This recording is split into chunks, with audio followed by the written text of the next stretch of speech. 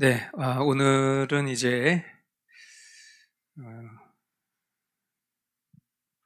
기독론에 있어서 이제 예수 그리스도의 신성과 성육신 그리고 두 본성의 연합에 대해서 같이 살펴보려고 합니다. 우리가 이제 예수님을 단순히 그냥 우리의 어떤 구원의 통로로 생각을 하면서 신앙을 하게 되면 뭐 구원의 교리에 있어서는 큰 문제가 없지만, 그러나 그 과정 속에서 수많은 이단 교리나 아니면 이런 잘못된 사상들이 그 본질을 흔들 때마다, 그러니까 예수님의 어떤 신성 그리고 어떤 예수님의 완전한 사람으로서의 어떤 그런 역할, 이런 부분들을 이제 훼손할 때마다 사실 거기서부터 이런 균열이 생기고 참된 믿음으로부터 멀어지게 되는 일들이 굉장히 많습니다.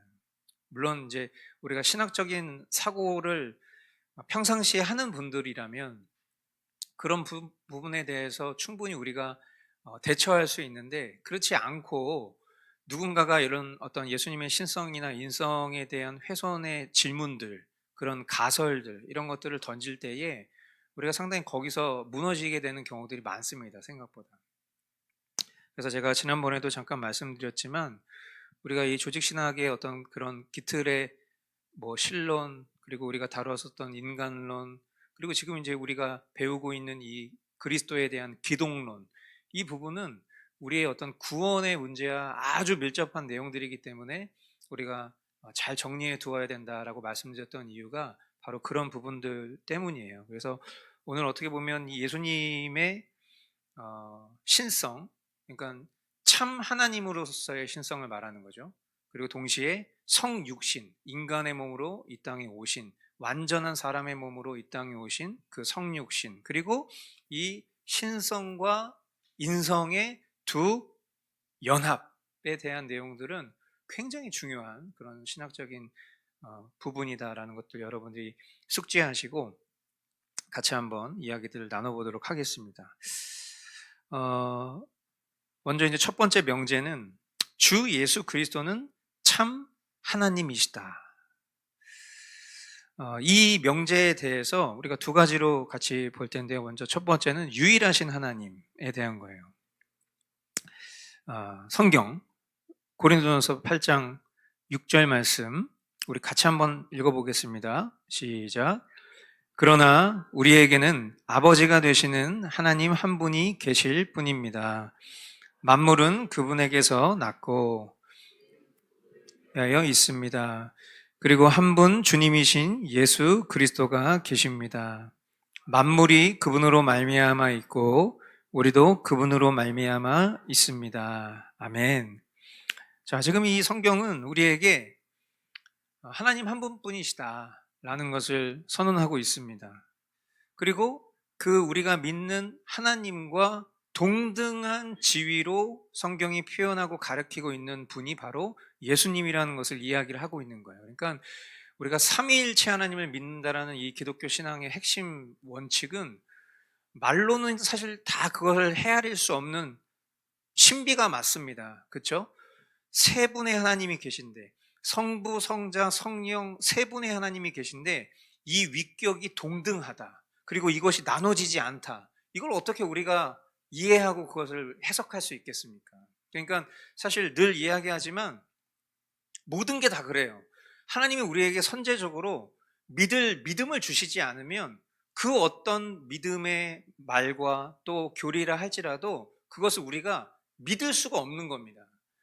당연히 믿음이 없는 사람들은 이것을 이해하고 싶으니까 삼위일체를 어떻게 해서든지 인간 수준에서 이해하고 싶으니까 이것을 다채로운 방식으로 어떻게든 자기 수준에 맞게 이해하려고 논리적인 접근을 하는데, 사실 어떻게 우리가 하나님을 논리적으로 이해할 수 있냔 말이에요. 왜? 하나님 하나님이신데. 그런 측면에서 이런 어떤 삼위일체 하나님을 믿는 그 신앙도 하나님 우리에게 믿음을 주셨기 때문에 우리가 사실 믿고 있는 거고요.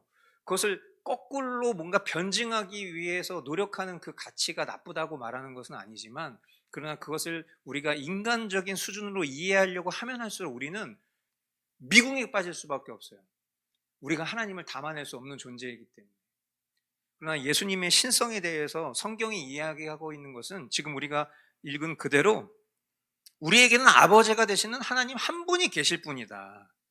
만물이 그분에게서 났고, 그렇죠? 당연히 우리는 그거에 대해서 동의합니다. 그리고 우리는 그분을 위해 있다. 저와 여러분들의 창조 목적 자체가 하나님을 영화롭게 하는 그 목적 위에 있다는 것 당연히 동의합니다. 그리고 한 분 주님이신 예수 그리스도가 계십니다라는 이 명제를 통해서 우리가 믿는 그 하나님이 바로 예수님이시다. 이 예수님은 어떤 제2의 신이나 아니면 성부 다음에 열등한 신의 그런 개념이 아니라 성부, 성령과 동일한 본질을 가지신 유일하신 참된 하나님이시다라는 것을 우리가 믿는다라는 거예요. 그러니까 우리가 예수님을 하나님으로 믿는 거, 이것이 우리 기독교 신앙에 너무나도 중요한 겁니다. 그러니까 이제 잘못된 교리와 또 이런 예를 들어서 유대교 사상이라든지 이런 캐톨릭이라든지 이런 잘못된, 그러니까 유대교 사상이라고 한다면 성자 예수님을 믿지 않는 거고, 캐톨릭이라고 한다면 또 다른 위격의 중보자가 있는 것이고, 이런 어떤 잘못된 교리 속에 우리가 문화적으로 이상한 어떤 교리들을 체득하고 있다 보면 마치 성부 하나님은 모든 만물을 창조하시고 온 우주를 운행하시는 그런 분, 성자 예수님은 우리의 구원, 우리의 대속을 감당하시기 위해서 십자가에서 죽으신 분, 성령님은 무슨 에너지와 기운 같은 분, 이런 식으로 자꾸 이것을 이렇게 나누는 이런 형식으로 우리가 이 삼위일체 하나님을 그릇되게 자꾸만 받아들이게 된다는 거죠. 우리가 잊지 말아야 될 것은 우리는 삼위일체 하나님을 믿는 거예요.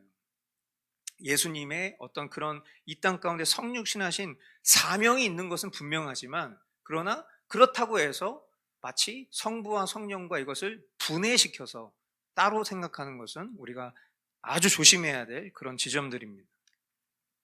자, 그러면 예수님이 하나님이시라는 것에 대한 증거는 무엇인가? 첫 번째, 성경 곳곳에서 예수님을 명백히 데오스, 하나님이라고 부른다라는 거예요.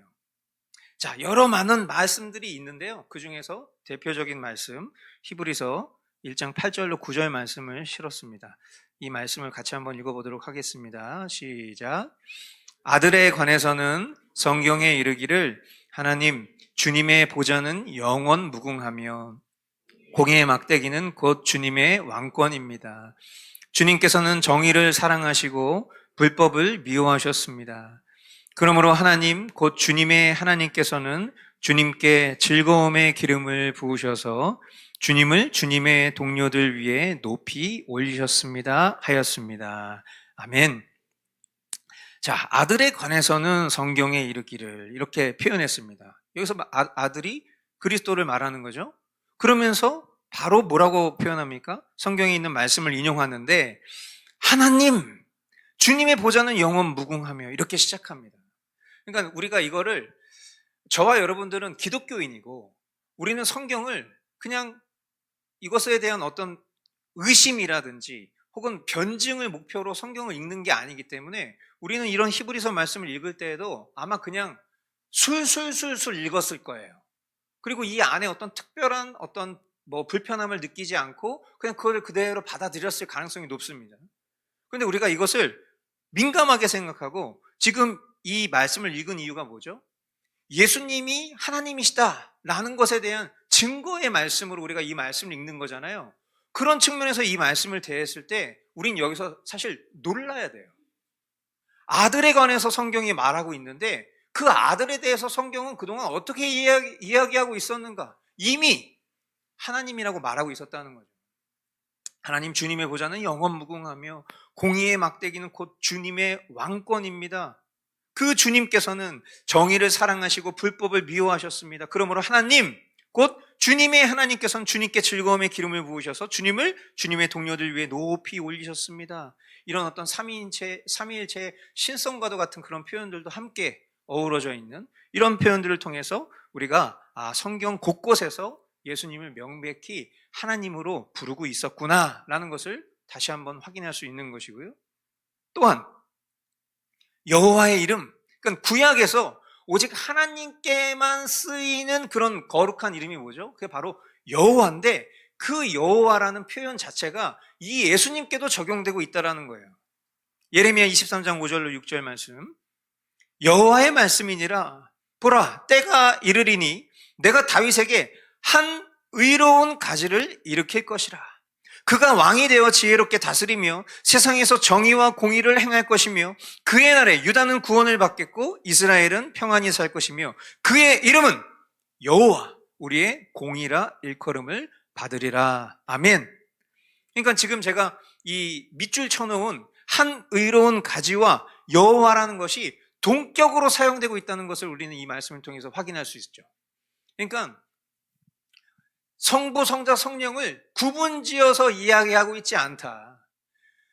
이 말씀 속에서 삼위일체 하나님에 대한 그런 칭호와 그것에 대한 분별 또한 동일하게 이루어지고 있다는 것을 저와 여러분들이 확인할 수 있는 거예요. 그러니까 사실 이런 말씀들을 우리가 잘 숙지하지 않으면 어떤 문제가 생기냐면, 그러니까 우리가 어떤 신천지 같은 그런 나름의 기독교 교리를 변형시켜서 거기에서 중보자로 지칭하고 있는, 또 하나님 구원자로 지칭하고 있는 그 예수 그리스도의 자리에, 혹은 성령의 자리에 이런 신천 지식과 이런 잘못된 어떤 그들이 말하는 그런 보혜사, 그런 메시아의 지점에 어떤 또 다른 인물을 두는 경우들이 대부분이에요. 그러니까 성경에 대한 내용들을 잘 몰랐을 때 우리가 이런 내용들을, 만약에 지금 우리는 이 기독교 교리를 가르치고 있는 중이지만 만약에 우리가 신천 지식을 배우고 있는 중이라고 칩시다.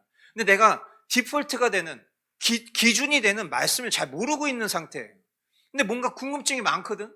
근데 성경 속에 내가 잘 이해하지 못하는 것을 꿰서, 그들이 그런 표현 쓰잖아요. 이렇게 꿰거든요. 그걸 꿰가지고 이게 뭔지 알아? 이 한 의로운 가지가 뭔지 알아? 이게 바로 보혜사야. 이게 바로 우리가 그 보혜사로 믿는 이만이야. 이런 식으로 그렇게 끼워 맞추면 잘 모르는 사람들은, 그리고 다른 사람들의 말에 쉽게 선동되는 사람들은 여기서 분명히 지금 이걸 우리가 국어로만 봐도, 그냥 문법적으로만 이해해도 한 의로운 가지가 여호와라는 것을 우리는 알 수 있는데, 이런 부분에 대해서 우리가 미혹되면 그런 지점에 다른 어떤 메시아를 갖다 놔도 우리는 그것인 것처럼 착각하게 되는 거예요. 그러니까 늘 말씀드리지만 우리가 어떤 거짓 교리와 잘못된 지식을 분별할 수 있는 힘은 그들이 무엇을 가르치는지를 굳이 알 필요가 없어요. 우리가 바른 것을 붙잡고 믿고 있으면 그냥 본능적으로 이건 이상하구나, 이건 다르구나 라는 것이 느껴지는데, 기준이 없으니까. 그럼 기준을 어디서 가르치고 어디서 배워야 돼요? 교회에서 그 일을 하는 거예요. 그러니까 교회는 이런 하나님의 말씀을 그냥 설교 시간에 우리의 삶 속에 뭐 교훈 던져두듯이, 그리고 우리가 살아가는 동안 뭐 그런 삶의 향기를 내면서 그리스도인으로 잘 삽시다, 이런 것만 그냥 이렇게 선언하는 설교로 끝나는 것이 아니라, 우리가 바르게 믿어야 될 기준을 가르쳐 줘야 되는 것이 교회여야 되고, 이미 교회는 그런 세월을 오랫동안 보냈는데 지금 우리가 현대 교회에서 이런 일들을 하고 있지 않다 보니까 거짓된 교리에 너무 쉽게 많이 다들 빠지고 넘어가는 거죠. 그 자리를 교회에서 기복주의 같은 걸로, 이 세상의 어떤 그런 지식으로 채워놨기 때문에 뭔가 교리를 가르치는 것 자체가 꼭 성당에서 하는 거 아니에요? 성당에서 잘못된 교리를 가르쳤기 때문에 바른 진리를 보수하기 위해서 했던 게 종교개혁이고, 그 종교개혁의 후예들이 바로 개신교 성도들이고, 그 개신교 성도들이 목숨 지켜서 바쳤던 것이 이 바른 교리를 회복하는 일이었는데, 정작 우리는 그 일을 경홀히 여기고 있는 중인 건 거예요. 아주 사소한 것 같지만 지금 이런 것조차도 이 예수 그리스도의 신성에 대한 증거들을 우리가 배우고 있는 거예요. 그러나 그 신성에 대한 자리에 예수 그리스도가 아닌 다른 인간이 들어가는 순간부터 그게 바로 미혹된 교리가 나오게 된 과정들인 거죠. 그래서 아주 어떻게 보면 사소한 것 같지만 이런 내용들도 우리가 잘 분별하고 있어야 된다는 것을 거듭 강조드립니다. 자, 그리고 또 이 예수님의 어떤 신성에 대해서 영원성, 전지전능함, 또 무소부재, 어디에나 계신, 이런 것들, 그러니까 결국 이런 것들은 무엇을 이야기하는 거죠? 일반 피조물들로서는 가질 수 없는 속성에 대한 그런 묘사들이 성경 곳곳에 담겨져 있다. 그리고 네 번째, 예배 받으심. 그래서 천사와 모든 피조물이 그분께 경배한다. 예수님께. 피조물은 경배의 대상이 될 수 없죠. 저와 여러분들은 경배의 대상이 될 수 없습니다. 경배를 받으시는 분으로 지칭된 것은 오직 하나님 한 분뿐이시다. 그 하나님 한 분이 바로 이 예수님이시다라는 것에 대한 성경적인 기록들이죠. 로마서 9장 5절이 그 중에 대표적인 말씀 중에 하나인데요. 같이 한번 읽어보겠습니다. 시작. 족장들은 그들의 조상이요 그리스도도 육신으로는 그들에게서 태어나셨습니다. 그는 만물 위에 계시며 영원토록 찬송을 받으실 하나님이십니다. 아멘. 자, 그러니까 이런 표현들을 우리가 대할 때도 우리는 아마 큰 어떤 이질감 없이 이 말씀들을 그냥 수용했을 것입니다. 그치, 뭐, 이렇게. 좋은 말이네, 그렇지, 이렇게. 우리가 은혜 받을 만한 구절들은 아니죠. 우리가 소위 은혜 받을 만한 구절들은 아주 감성적이고 감동적인 그런 표현들이지만 사실은 이런 표현들 속에 말로 형언할 수 없는 진리가 담겨져 있는 거예요. 그리스도도 육신으로는 그들에게 태어나셨다. 인성을 말하는 거죠.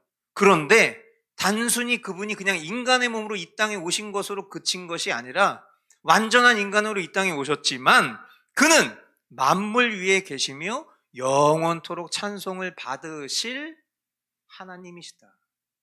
완전한 사람이요 완전한 하나님으로서의 이 신성과 인성을 증명하고 있는 표현이 바로 이 로마서 9장 5절과도 같은 말씀. 그래서 제가 이제 어떤 이런 내용들을 정리하면서 신학적인 내용을 최대한 쉽게 여러분들에게 전달을 해야 되니까 부분적인 내용들을 또 말씀의 대표적인 구절들을 이렇게 발췌해서 여러분들에게 소개해 드리는 것이지만 우리가 성경을 묵상하다 보면 이런 표현들은 계속 나옵니다. 그럼 우리가 거기서 깨닫는 거죠. 내가 미처 몰랐던, 그리고 내가 미처 내 수준으로만 이해하고 있었던 이 예수 그리스도의 신성은 이런 것이었구나 라는 것들을 여러분들이 거듭 그렇게 발견하실 수 있게 되길 바라고, 그 속에 정말 주님이 주시는 그런 진리와 은혜를 여러분들이 누리실 수 있게 되기를 축복합니다. 예수 그리스도는 참 사람이시다 라는 명제에 대해서 또 생각해 보도록 하겠습니다. 아마 지금 이제 우리가 신앙하고 있는 시대 속에서는 그런 생각을 할 기회가 많지는 않았지만 예수님이 부활 승천하신 그 지점 어딘가, 그때는 아마 이 예수님에 대한 그런 설왕설래가 굉장히 많았을 것이라고 충분히 추측이 됩니다. 왜냐하면 예수라는 사람은 사람들 눈에 보였던 사람이에요. 실존했던 인물이고 그 예수라는 사람은 실제 사람들과 함께 먹고 마시며 자고 지냈던 사람입니다.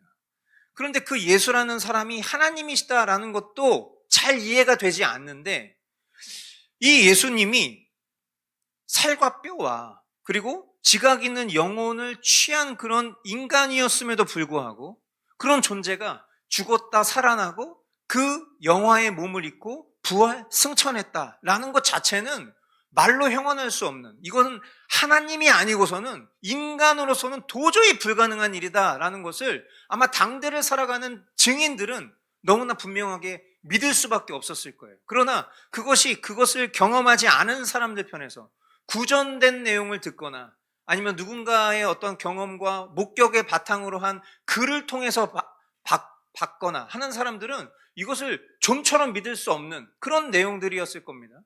그런데 참 놀라운 것은 그로부터 지금 2000여 년이 훌쩍 지난 지금 오늘을 살고 있는 저와 여러분들이 예수님이 참 하나님이시요 동시에 참 사람이라는 것을 믿고 있다는 거예요. 그러니까 이거는 둘 중에 하나죠. 아주 우리가 어리석어서 이런 어떤 종교 사상에 선동됐거나 아니면 너무나 명백한 진리를, 믿을 수 없는 진리를 하나님께서 우리로 하여금 믿게 하셨거나 둘 중에 하나예요. 그래서 우리가 지난주에도, 지지난 시간에도 그 소시니안에 대한 이야기를 했었잖아요. 그러니까 이 소시니안들이 보면 오늘날에도 그런 사람들은 있습니다. 그러니까 이 사람들은 문의는 종교인인 것처럼, 문의는 기독교인인 것처럼. 그러니까 제가 그 유튜브 영상 같은 걸 보다 보면 뭐 잘잘법 이런 채널들이 있어요. 그런데 나오는 목사 혹은 신학 교수라고 하는 사람들의 강의를 듣잖아요. 그러면 야, 진짜 말 같지도 않은 얘기를 굉장히 세련되게 잘한다라는 생각을 하고요.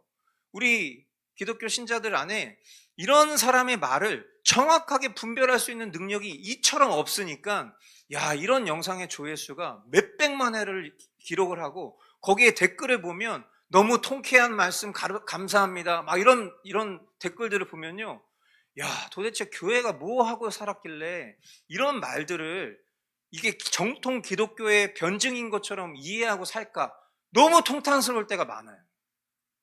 제가 봤을 때는 그냥 과거의 그 소시니안들과 같았던 발언에 불과하거든요.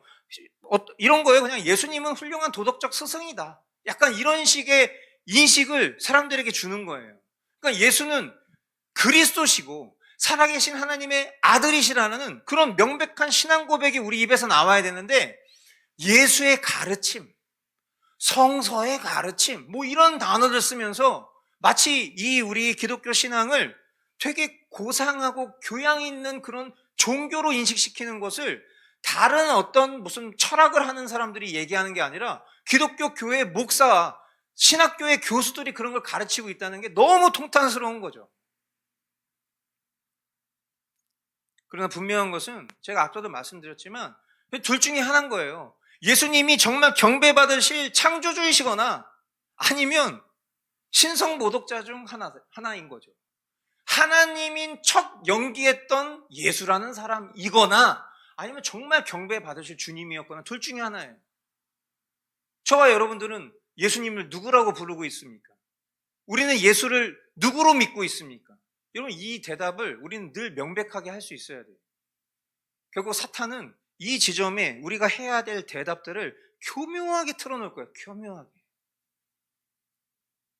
그리고 자꾸만 나이스한 신자인 것처럼 이 세상에서 뭔가 선한 영향력을 끼치는 어떤 그런 사람으로 존재하게끔, 여러분, 우리가 걸어가야 될 길은 그런 길이 아니에요. 예수님이 걸어가신 길이 그런 길이 아니기 때문에 우리는 예수님께서 걸어가신 그 피 묻은 십자가의 길을 걸어야 될 사람들이에요. 왜 그렇죠? 우리가 예수님의 제자들이고 우리가 예수님으로 사는 사람들이기 때문이에요. 그러니까 예수님 이름 때문에 우리는 세상으로부터 미움을 당할 것이라는 그 예수님의 말씀은 시대를 거스르고 어느 시대였던지 간에 마찬가지였을 것입니다. 그러나 당대를 지금 우리가 살아가고 있는 현 시점에서는 예수님 이름 때문에 우리는 정말 모진 고난을 받을 수도 있는 그런 위치에 놓여져 있는 것은 분명해요. 그렇다면 여기서 우리가 어떻게 예수님을 따라갈 거냐? 이런 어떤 신학적인 기초가 우리에게 불분명하고 우리의 믿음의 신앙의 고백이 불분명한데 그냥 우리가 되게 고상한 그런 어떤 종교 생활을 위해서 예수님을 믿는다면 우리가 진짜 예수님을 따라갈 수 있을까? 저는 불가능하리라고 봅니다. 물론 그 모든 과정도 하나님께서 은혜로 인도해 주시는 것이겠지만 그런 우리의 어떤 마음가짐이라면 당연히 우리가 그 십자가의 길을 걸을 수 있으리라 자부하는 것은 너무 말도 안 되는 생각이에요. 그러니까 제가 우리 성도분들에게도 평상시 살아가는 삶 속에서의 태도에 대한 강조를 많이 했었던 이유, 그 태도가 결국 우리의 말씀과 기도의 삶으로 연결되는 것에 대해서 강조했었던 이유가 바로 그런 것들 때문이에요. 여러분, 진짜 우리가 믿음의 길을 걸어가는 사람이라면, 정말 우리가 예수 그리스도의 참된 제자로서 그 길을 가는 사람이라면 말씀을 벗어나서 살 수는 없는 거예요. 그렇지 않습니까? 그러니까 그냥 다른 사람의 어떤 이목과 시선을 의식해서 그런 사람인 것처럼 나를 기만하면 기만할수록 정말 예수 그리스도의 제자로 살 수는 없는 거예요. 그리고 만약 우리에게 아주 거센 외부의 압력과 그런 어떤 모진 고난과 그런 사람들이 따가운 시선들이 우리를 집중할 때 그때 그때 비로소 우리의 신앙의 진가가 드러날 텐데 그때 우리가 정신 차리면 늦어요. 그건 늘 그렇지만 평상시에 자기의 어떤 그런 경건의 실력이 결정적인 순간에 자기 것이 되는 거지, 어느 순간 내 목에 칼날이 들어왔을 때 그때 내가 눈 질끈 감고 고통을 찔끈 참으면서 그때 그냥 꾹 참아내서 이겨낼 수 있겠지라고 생각하면서 오늘 먹고 마시고 놀고 그러고 있으면 그때 가서는 아무것도 못해. 지금 우리가 이런 것들 나누는 것도 사실은 어떻게 보면 굉장히 호사를 누리고 있는 중이에요. 이런 이야기를 우리가 함께 나누고 있는 시대 속에서 지금 이렇게 나누고 있는 현실 자체는 아직까지는 호사를 누리고 있는 거지만, 결정적인 순간에는 뭐 예수가 그리스도이시고 예수가 참 하나님이시고 예수가 참 인간이시고 이런 거 따질 데가 없어요. 그러나 지금 우리에게 하나님이 이것을 허락하셨다면 이 속에서 우리가 명백하게 분명히 내 안에 믿음의 고백들을 돌아볼 수 있어야 된다. 예수님이 참 사람으로 오신 이유는 우리를 체휼하시기 위해서입니다. 또한 우리를 대속하시기 위해서입니다. 그냥 신성으로만 우리 가운데 오셨다면 하나님의 신성은 우리와 이 연약한 죄인된 우리의 몸을 취하실 수가 없었을 거예요. 그러나 예수님이 이 땅에 참 사람으로 오신 것은 그냥 어떤 유령이나 천사가 흉내낸 그냥 사람들의 눈을 속인 것이 아니라 우리가 잘 아는 바대로 최소 33년이라는 시간을, 공생애라는 기간을 인간과 함께 보내시면서 우리와 똑같은 살과 뼈를 취하시고, 그리고 지각 있는 영혼을 취하신 참된 육체와 영혼으로 이 땅 가운데 오셨다. 그래서 예수님을 어떤 그런 가장한 천사인 것처럼 그렇게 인식시키는 과거의 잘못된 어떤 그런 그런 허상 같은 것들, 잘못된 그런 말들, 이런 것들에 우리가 직접적으로 피해보는 일들은 요즘은 없지만 과거에는 그런 일들도 많았죠. 뿐만 아니라 성경의 말씀에 대한 성취이기 때문입니다.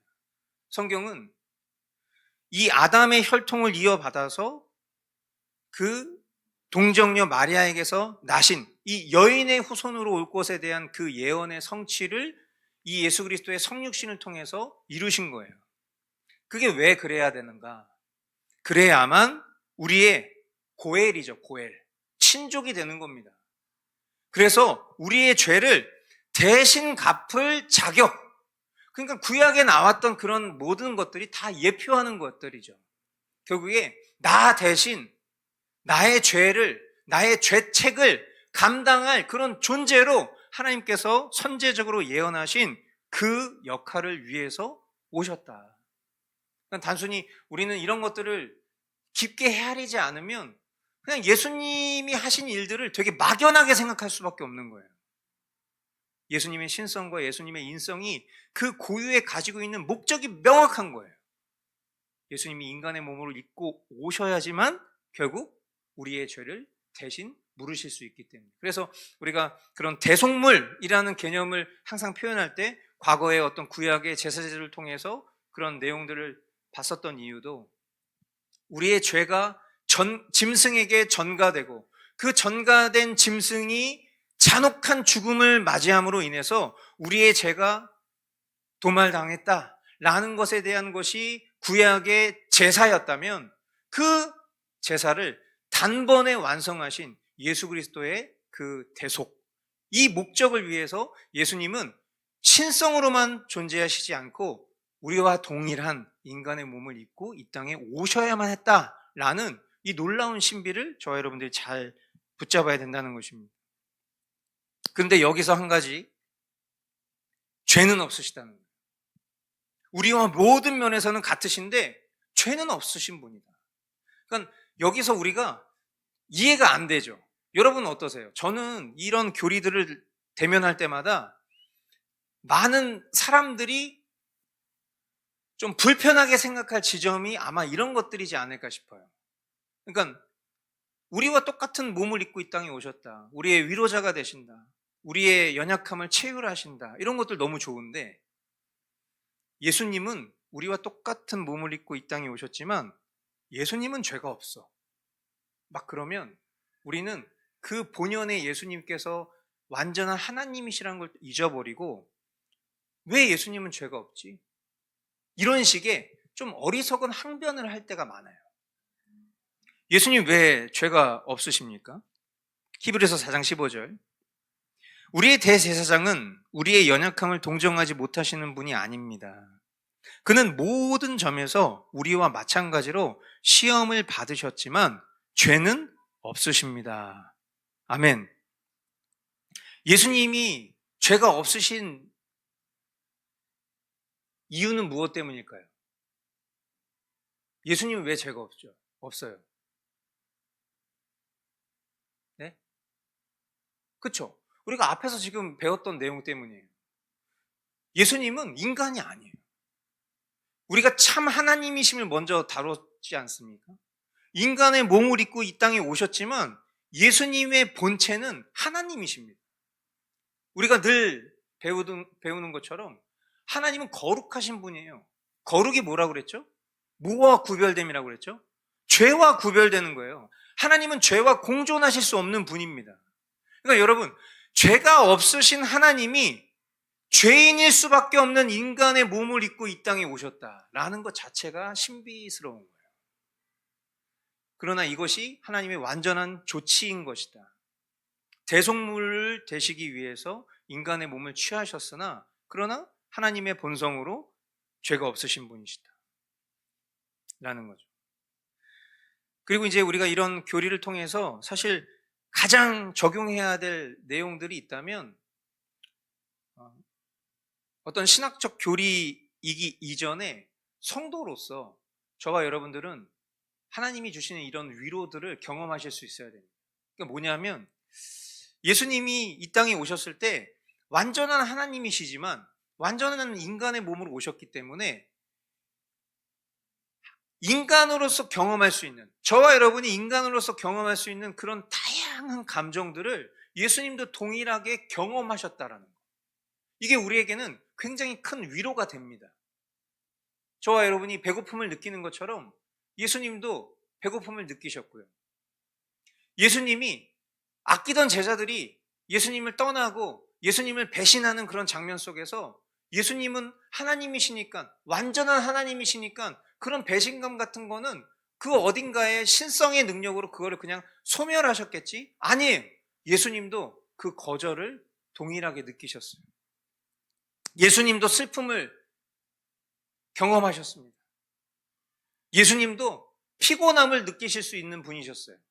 그러니까 저와 여러분들이 예수 그리스도께서 이 신성의 몸을 가지고 인간의 몸을 입지 않으셨다면 예수님은 우리를 체휼하실 수가 없어요. 그런데 우리의 위로는 그런 거죠. 우리가 각자가 말 못할 연약한 죄성들이 있을 겁니다.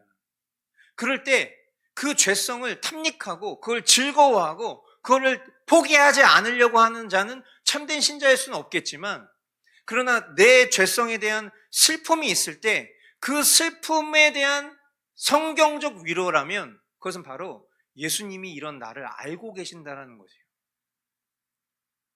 내가 이런 정욕적이고, 내가 이렇게 이기적이고, 내가 이렇게 미련하고 게을른데 이런 나를 인간의 몸을 입고 오신 예수님이 이해하고 계시는구나.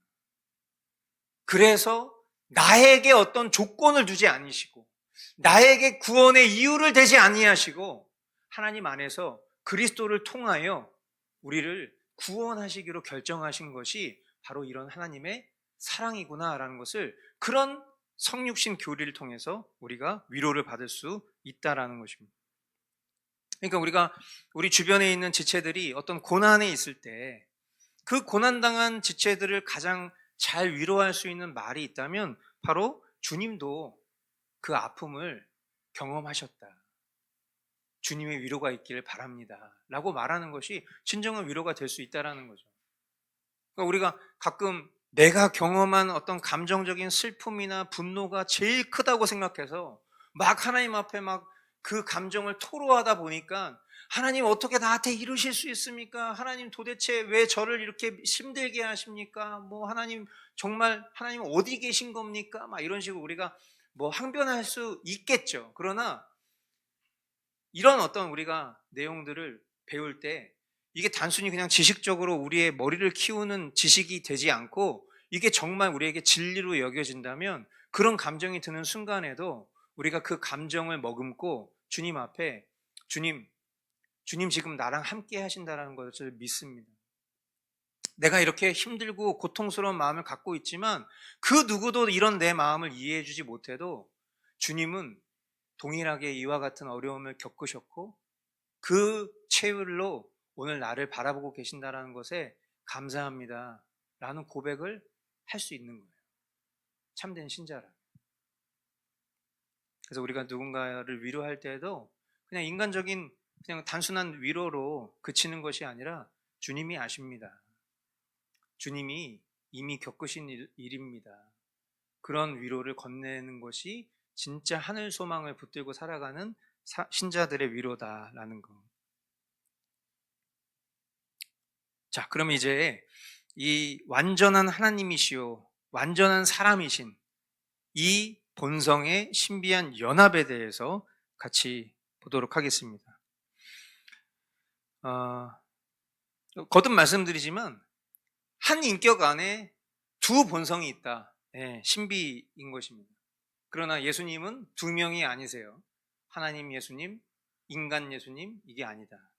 한 분 예수님, 그 안에 두 인격, 두 본성이 있다. 그리고 이 본성은 혼합되지 않고 분리되지 않는다. 그래서 이렇게 비유적으로 표현을 하자면 신성이 인성으로 변하거나 섞이지 않는다. 그러니까 하나님이 사람이 되어서 신성을 버리게 되신 것이 아니다라는 거예요. 그러니까 예수님이 성육신하신 순간부터는 하나님은 아니다 이렇게 생각하는 이단 교리가 초대교회에 많이 있었고, 그리고 지금도 예수님을 삼위일체를 부정하는 그런 교리를 가지고 있는 뭐 이단 사조들 그리고 그런 교회들을 보면 예수님을 인정하나 예수님을 하나님으로 인정하지는 않습니다. 그러니까 그렇게 되면 뭐가 되는 거예요? 마치 무슬림들처럼 예수님을 선지자로만 인정하는 꼴이 되는 거죠. 좋은 스승으로만 생각하는 꼴인 거죠. 왜냐하면 예수님이 인간의 몸을 입고 이 땅에 오신 순간부터 그 성자 예수 그리스도는 존재하지 않는 거예요. 그냥 예수라는 대속물로만 끝나는 거니까. 복음을 전했던 좋은 스승으로만 인식시키는 거죠. 되게 위험한 사조들인데 우리가 보통 뭐 이런 에반겔리즘, 전 세계의 복음화 이런 걸 얘기할 때 그 복음화에 속해져 있는 교회들 중에는 이런 교리를 가지고 있는 교회들도 다 그 기독교라는 크리스찬이티 안에 다 담아놓고 있거든요. 대표적인 게 몰몬교 같은 거죠. 우리 보면은 저처럼 입었는데 검은색 이렇게 바지에 그 잘생긴 젊은 미국인들 있잖아요. 유타에서 오신 분들 가방 하나씩 딱 메고 둘이 쌍쌍으로 다니면서 영어 배울래요? 막 이렇게 하시는 분들 있잖아요. 그 사람들이 이제 쉽게 얘기하면 파송된 사람들이죠. 그래서 여기서 이제 선교적 사역을 감당하고 그리고 이제 본국으로 돌아가고 뭐 이런 식의 일을 하는데 그 사람들이 어떻게 보면은 크리스찬이티 안에 다 들어있는 사람들인데 그 사람들은 예수님 믿지 않잖아요. 뭐 여호와의 증인도 마찬가지. 그러니까 사실 이게 기독교라는 신앙은 철저히 예수 그리스도를 빼고는 말할 수가 없는데 그 예수님을 빼고도 말하는 기독교가 있다는 것 자체가 말이 안 되는 거거든요. 뭐 참 안타깝습니다. 그러니까 예수님은 인정하지만 예수님은 하나님은 아니야 라고 말하는 게 예수님을 인정하지 않는 거잖아요. 그러니까 우리가 그런 말장난에 속으면 안 됩니다. 끝자락에 가보면 다 드러나는 거거든요. 예수님을 부정하든지 거의 대부분 예수님을 부정하는 교리들이죠. 그래서 예수님이 십자가에서 죽으셨었던 그 순간에도 그 예수님의 죽음으로 인하여 예수님의 인성의 죽음으로 인하여 마치 예수님의 존재 자체가 없어진 것처럼 여기는 그런 그릇된 교리도 잘못됐다. 십자가나 무덤에서도 그리고 지금 이 순간 하늘 보좌 우편에서 우리를 위해서 기도하고 계신다라는 것이 이게 진리입니다.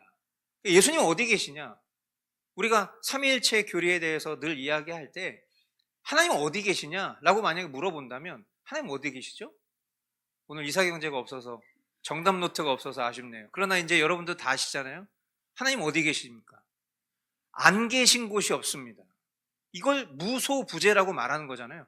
안 계신 곳이 없는 하나님이시다. 하나님이 안 계신 곳이 어디예요? 그게 지옥이에요. 유기된 자들이 가는 곳, 유기, 버려진 자들이 모인 곳, 그게 지옥인 거예요. 하나님이 없는 곳이 없는데 하나님이 없는 곳이 있다. 이건 정말 말로 형언할 수 없는 절망인 거죠. 저와 여러분은 그 어디나 하늘나라를 살고 있는 셈인 거예요. 그런 의미에서. 그런데 성경에 보면 이 예수님에 대한 어떤 그런 지위를 말할 때 그 예수님이 지금 이 순간에 보좌 우편에서, 그러니까 마치 이 비유적 묘사인 거죠. 보좌는 뭡니까? 임금이 앉는 자리예요. 왕이 누구십니까? 하나님이세요. 성부 하나님이시죠. 그 성부 하나님 보좌 우편에서, 그러니까 여기서 말하는 우편이라는 것은 그 오른쪽에 이렇게 앉아서 엉덩이에 종기나듯 계속 앉아 계신다는 얘기는 아니겠죠. 정의로운 곳, right side, 하나님의 그 공의가 발휘되는 자리로 표현하는 거예요. 그 보좌 우편에서 무엇을 하고 계시냐? 지금 이 순간에도 성도들을 위해서 중보하고 계신다. 우리를 위해서 기도하고 계신다. 그래서 우리가 기도할 때 예수님의 이름으로 기도합니다 라고 기도하는 순간 그 기도가 중보자 되신 그 예수 그리스도를 통과한 기도, 즉 주님의 기도가 되는 거예요.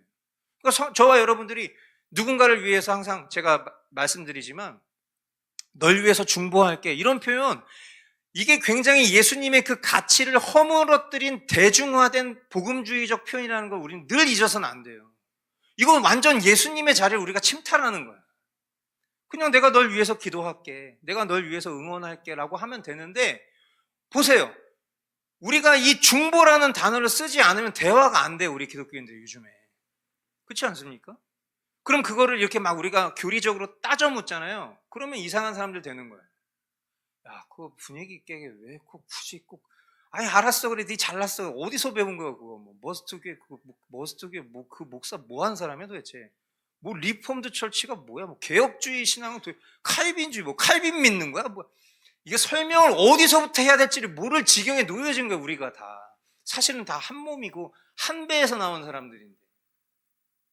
그러니까 너나 할 것 없이 훼손된 것들을 보면 다 대부분 중요한 것들이 훼손돼 있어요. 우리 기독교 신앙 안에서도. 그러니까 이 어떤 뭐 사랑이라는 것도, 아니 도대체 우리가 말하는 사랑이 뭡니까?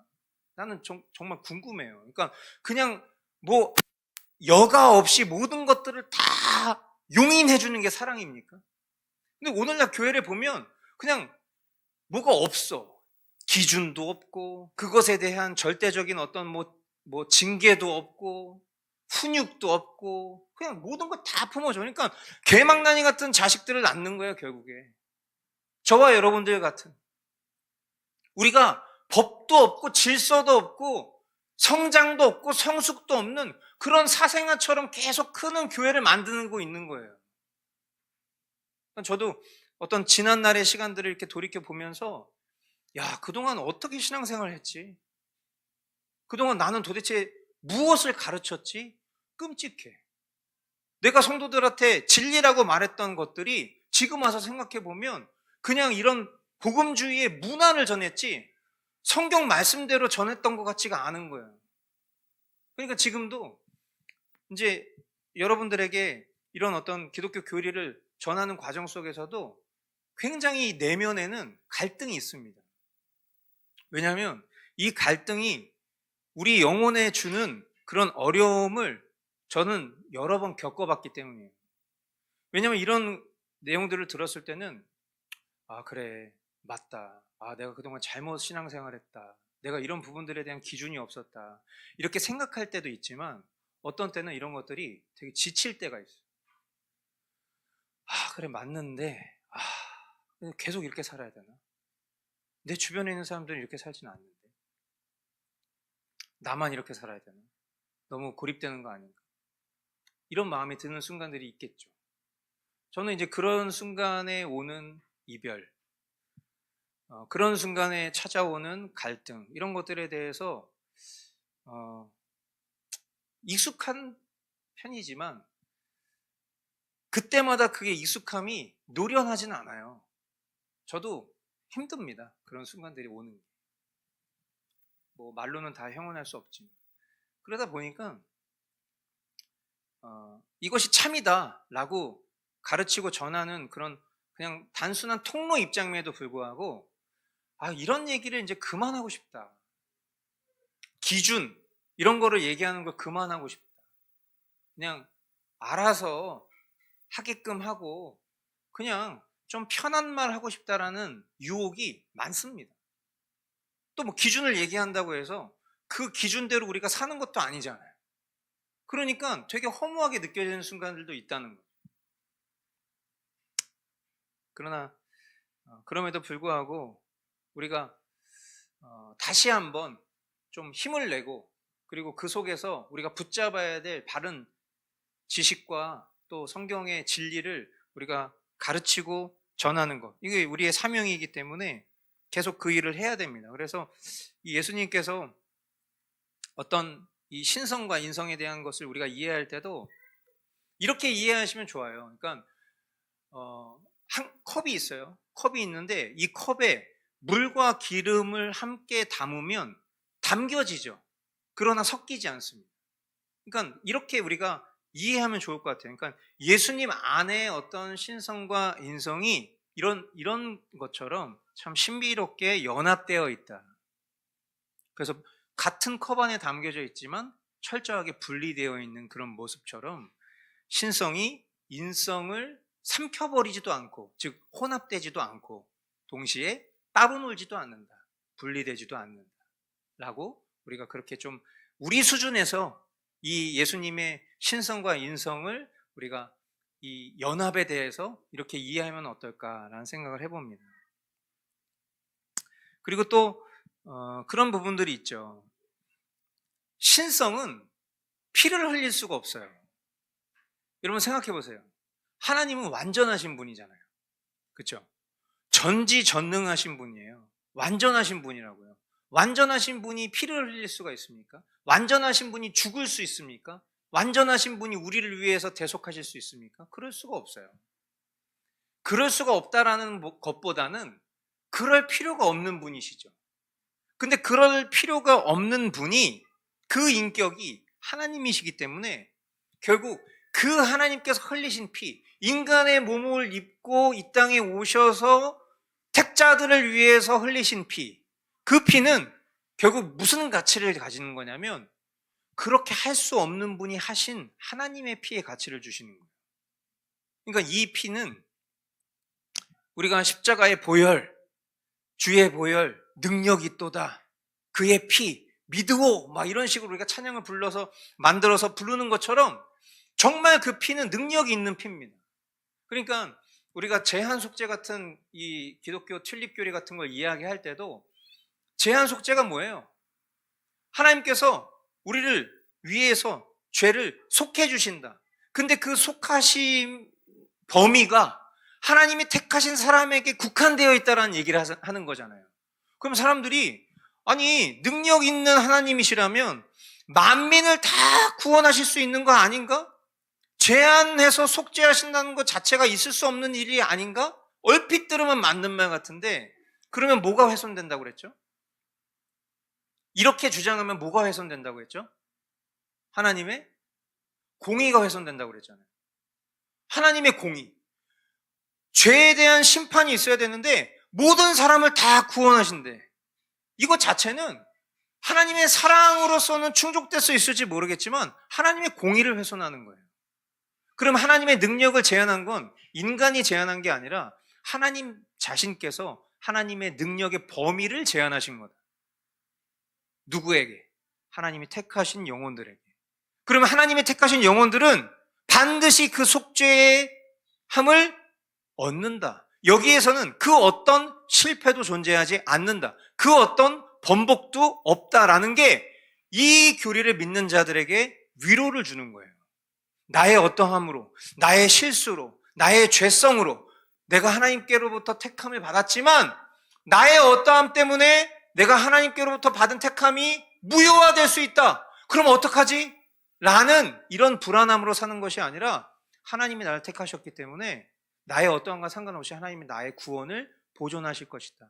동시에 나의 성화 또한 인도하실 것이다. 라는 것을 믿는 것으로부터 오는 안정감이 거기서 오는 거죠. 그래서 이 보혈의 가치가 또 우리에게 주는 것은 그냥 단순히 우리를 위해서 예수님이 막 십자가에서 막 억지로 그 감정 끌고 와서 슬퍼하지 마세요. 그거 억지로 감정 끌고 와서 슬퍼하려고 하는 순간 본연의 가치를 잃어버려요. 그러니까 우리가 패션 오브 크라이스트 같은 영화를 보면 정말 체휼함을 느끼고 예수님이 나를 위해서 죽으신 그 보혈의 가치가 저런 고통이셨구나라는 것들을 우리가 감동받을 수는 있는데 그 감동과 느낌으로 우리가 구원받는 게 아니에요. 우리가 조금 더 그런 부분들을 냉철하게 생각해 볼 필요가 있어요. 그 냉철함은 우리의 삶으로 연결되는 거예요. 예수님의 그 보혈의 가치에 대한 그 감사는 감정과 느낌에서 머무는 것이 아니라 우리의 삶으로 입증돼요. 예수님이 나를 위해서 흘리신 피의 가치가 무엇이었는가.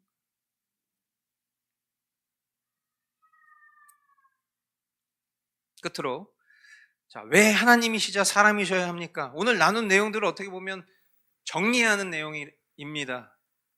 사람이셔야 하는 이유. 사람이 지은 죄를 대신 갚기 위해 고난 받으시고 죽으실 수 있다. 그렇죠? 저와 여러분들과 동등한 형체를 가지셔야 우리를 대표하셔서 우리의 죄를 대속하실 수 있기 때문에. 왜 하나님이셔야 합니까? 하나님의 무한한 진노를 견뎌낼 힘이 있다. 만약에 인간이라면, 완전한 하나님이신 예수님이 아니라 그냥 인간 예수라면 하나님의 진노에 짓눌려서 영원히 멸망할 것이다.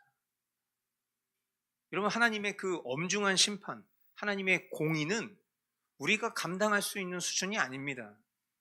아까 우리가 유기된 자들이 갈 곳이 지옥이라고 얘기했죠. 하나님이 안 계신 곳. 하나님이 안 계신 곳을 우리가 상상할 수 있습니까? 근데 저와 여러분이 날 때부터 성경은 뭐라고 표현하고 있죠? 날 때부터 저와 여러분들을 진노의 자식이라고 표현하고 있잖아요. 진노의 자식. 그러니까 진노의 자식이라는 의미가 이런 거예요. 우리는 그냥 멸망받을 존재로 태어난 거예요. 우리의 죄가로 인하여. 이것을 어떤 의인, 어떤 선인이 대신 감당할 수 있을까? 그 의인과 선인이 만약에 죽지 않는다면 그 사람은 진짜 의인이었겠죠. 그러나 우리가 잘 아는 것처럼 죄의 삭은 사망이요. 이 얘기인즉슨 뭡니까? 죽는 사람은 다 죄인이에요. 우리가 사는 인류에서 죽지 않고 살아있는 사람이 있습니까? 아무도 없어요. 결국 우리가 아무리 우리 주변에 우리 그런 말 하잖아요. 제가 아는 이런 분이 있는데요. 이분은요 예수님을 믿지는 않는데 법 없이도 살 뿐이에요. 에라이. 죄송합니다. 그런 말 자체가 우리의 사고 방식을 대변하는 겁니다. 여러분, 우리의 내면은요 똑같아요. 우리가 아무리 저 사람 진짜 죄도 안 짓고 사는 사람 같고 저 사람은 머릿속에 오로지 그냥 사랑, 자유, 평화 막 이런 것만 있을 것 같죠? 절대 그렇지 않아요. 모든 인간은 다 나갔다고 생각하시면 돼요. 여러분 자신 같다고 생각하시면 돼요. 그게 정답이니까. 그렇게 우리는 다 죽을 죄인인 거예요. 구원받은 사람이든 하나님께 택함받은 사람이든 구원받지 못한 유기된 사람이든 성정은 똑같습니다. 다 죽을 죄인인 거예요. 저는 여러분이 보셨을 때 그나마 좀 저는 위로가 된다고 봅니다. 왜냐하면 예를 들면 제가 옛날에 과거에 유기성 목사님 같은 분들을 보면 지금은 이제 제가 그분을 존경하지는 않지만 과거에 제가 그분을 되게 존경했었는데 유기성 목사님 같은 분들을 보면 저는 무슨 생각했냐면 저분은 다를 거야. 저분은 정말 다를 거야. 전 이렇게 생각했었어요. 근데 제가 이제 여러분들한테 위로가 될 거라고 말씀드린 이유가 뭐냐면 저는 그렇게 막 맨날 이렇게 말씀과 기도로 살 것 같은 느낌은 아니잖아요. 그렇죠? 놀 거 다 놀고 막 여가를 즐길 것 같고 그렇게 보이지 않습니까? 그러니까 제가 여기서 아무리 뭔가를 진리를 전해도 여러분들이 그래도 나름의 좀 위로와 그런 좀 평안을 누리시지 않습니까?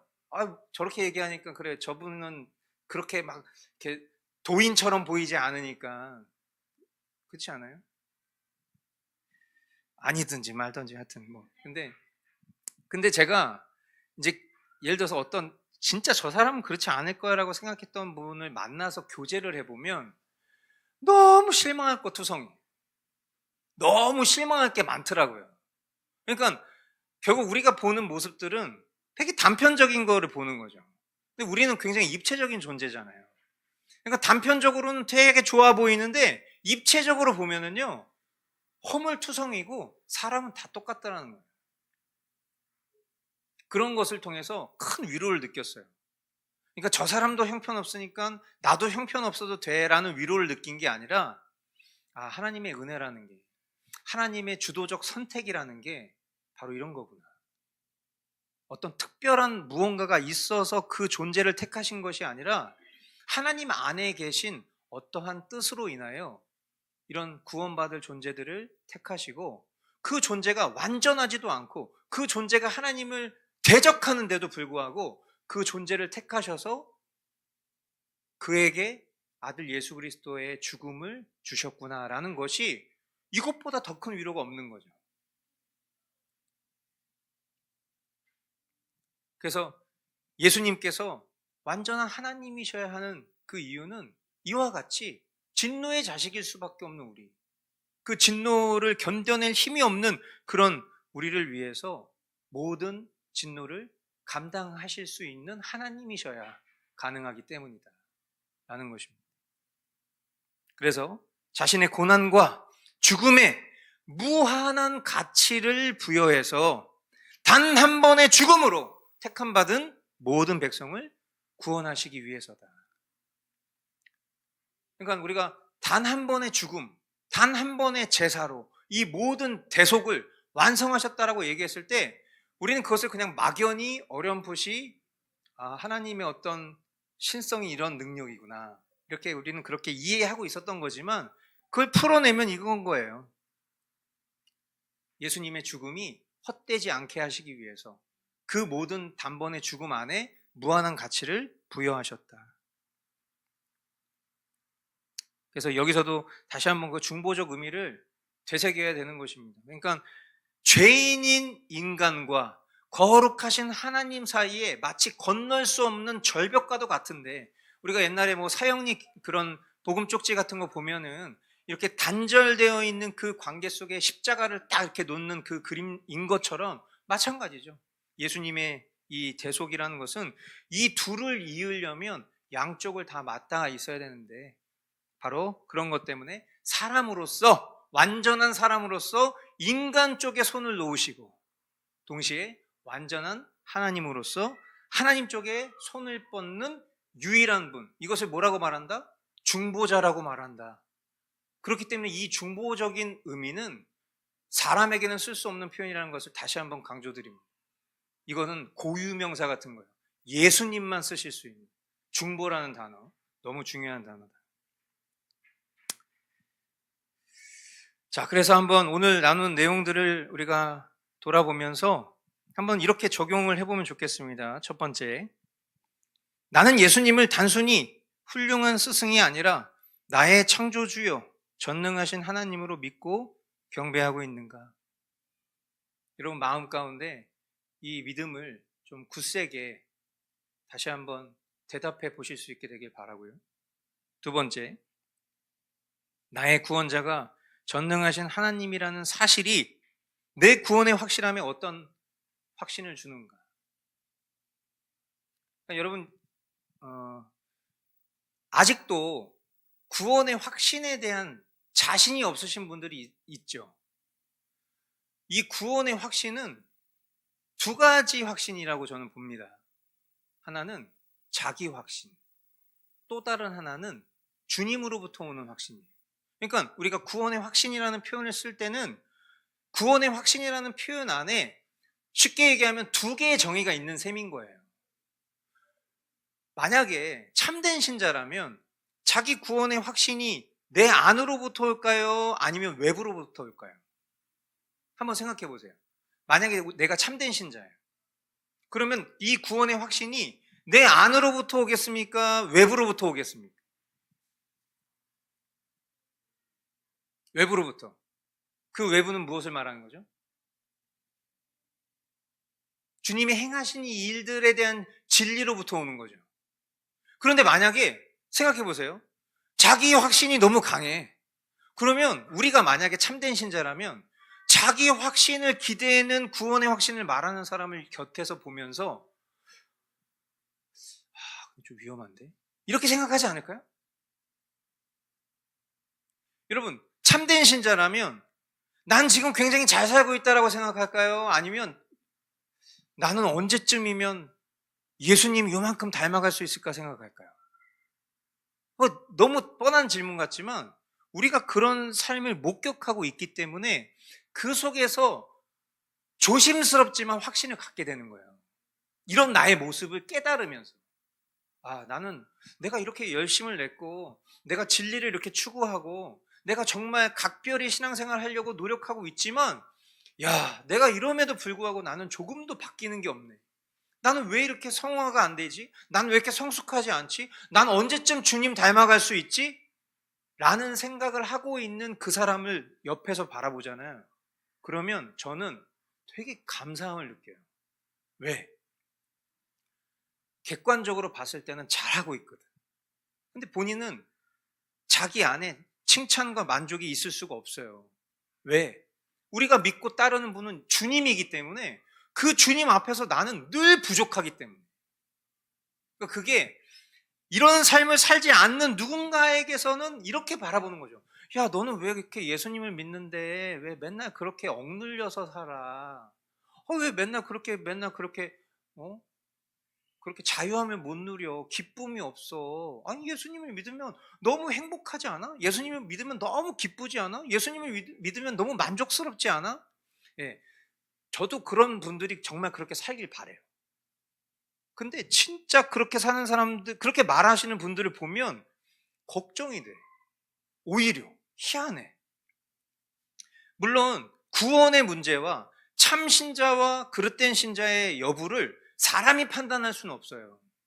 그런데 우리가 성경 속에서 그리고 이런 어떤 교리적 내용들을 통해서 생각해 보면 참된 신자가 내 자신의 삶과 깊이 돌아본다고 해서 그 사람이 자유를 못 누리는 건 절대 아닙니다.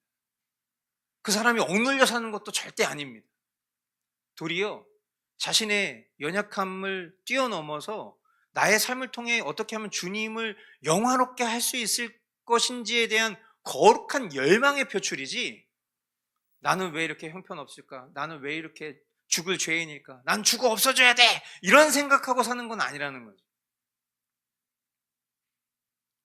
그래서 우리가 이 구원의 어떤 확신, 이런 것들 이야기할 때도 나는 구원 받았으니까 이렇게 생각하는 순간 우리는 절대 구원받은 자로 살 수 없습니다. 그러니까 이 어떤 장로교 신학, 이 개혁주의 신학을 좀 폄하하시는 분들이 항상 하는 얘기가, 제가 여러 번 말씀드리지만 장로교는 그 예정론, 하나님이 택하신 사람을 정했기 때문에 그 택함 받은 사람은 절대로 구원으로부터 취소될 수 없다라는 걸 믿기 때문에 이 장로교 신자들의 특징이 뭐냐면 삶이 없어. 막 이렇게 얘기하죠. 그 얘기가 한편으로는 맞는 얘기고 틀린 얘기인데, 진짜 신자들은 그 확정이 나의 실력으로부터 온 게 아니라는 것을 깨달았기 때문에 어떻게 하면 내가 받은 이 은혜에 화답하는 삶을 살 수 있을지에 대한 열심히 삶으로 드러날 수밖에 없다. 오늘 일부 설교 말씀처럼. 그러나 반대로 내 행위적 열심으로 구원을 확신하고 확증하려고 하는 사람들일수록 결국 자기 의에 사로잡힐 가능성이 높다. 물론 그렇지 않은 분들도 있겠죠. 그래서 우리가 내 구원의 확실함이 어떤 확신을 주냐? 뭐가? 나의 구원자가 전능하신 하나님, 즉 예수 그리스도라는 사실이 내 구원의 확신에 무엇을 주느냐? 이것에 대해서 저와 여러분들이 늘 깊이 상고하고 묵상해 보아야 한다는 것입니다. 마무리를 하면서 우리가 믿는 예수님은 어디 저기 멀리 계신 그런 신이 아니라는 거 여러분 다 아시죠? 지금도 하나님 보좌 우편에 계시지만 그곳에서 사람의 몸을 입고 앉아 계시고, 그리고 우리 마치 이 예수님이 우리의 주님이시지만 맏아들이 되셨다, 성경이 이렇게 표현하죠. 그래서 우리가 조금 좀 경박스러운 표현일지 모르겠지만 예수님은 어떤 측면에서는 성경적 표현대로라면 우리 형님이십니다. 그렇지 않아요? 이런 표현은 뭐 처음 들어보시는지 모르겠지만 그냥 저도 처음 써보는 건데, 왜냐하면 우리의 맏아들이 되셨다. 그러니까 우리가 하나님을 아버지라고 부르고 그 하나님의 독생자 예수 그리스도로 말미암아 우리가 양자됨을 얻었잖아요. 그럼 결국 뭡니까? 우리가 그리스도 안에서 한 형제요 자매라고 부르는 것은 예수님이 마치 우리의 맏아들, 형님이신 거예요. 그러니까 여기서 오는 어떤 친근함, 영적인 가족됨, 중보적 의미, 이런 것들을 좀 그렇게 표현해 보는 거죠. 그분이 우리를 위해서 기도하고 계신다. 그렇다면 우리의 구원이 얼마나 확실하겠습니까? 그렇다면. 그러니까 우리가 이거를 한 주간 동안 살아가면서 이 참 사람, 정말 참 신 대신 그 예수님이 지금 이 순간에도 나를 돕고 계신다라는 것을 저 여러분들이 좀 깊이 경험하는 한 주 되시기를 바랍니다. 네. 질문 있으시면 질문 받겠습니다.